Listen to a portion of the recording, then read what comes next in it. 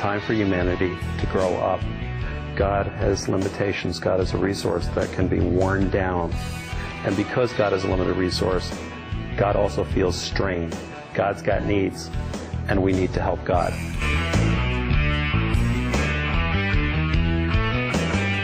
It really came about after I read a book called The Purpose-Driven Life, which was a wonderful book, and the author of that book is a wonderful man who does a lot of good.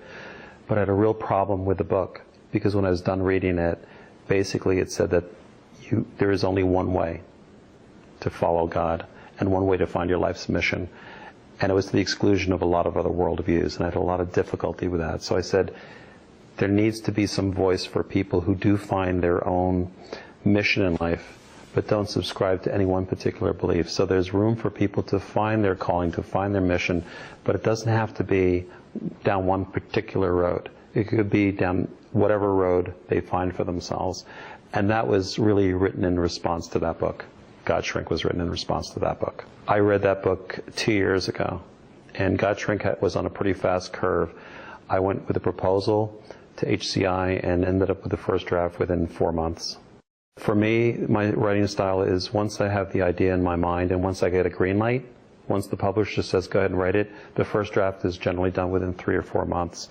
I write it in a burst, and I had never had a writer's block because by the time I sit down, this is kind of interesting. Coming from my unconscious as a psychologist, I see how it plays out. The story's in there already. I just let it out. So I'm sitting there and I'm writing, and there's no struggle. Sure, there's things that I have to clean up and things I have to think about, but there's no real struggle because the book's in there already. I've already thought it out unconsciously. So it's a burst and it's done.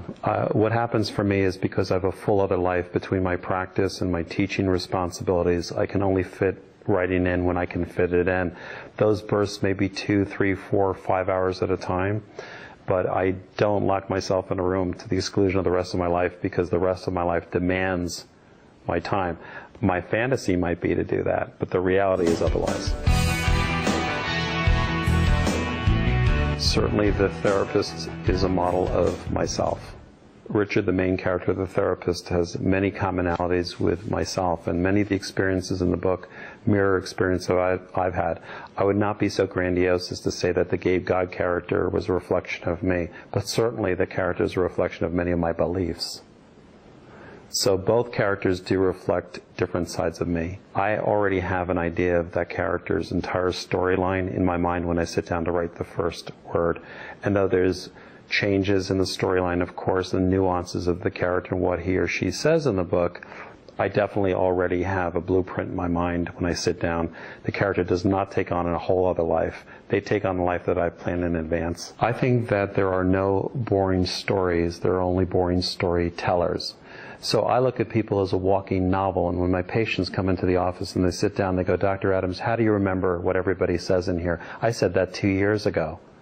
It's easy to remember if you follow the storyline and you view everybody as a novel. And yes, I think everybody has the potential to write their own story.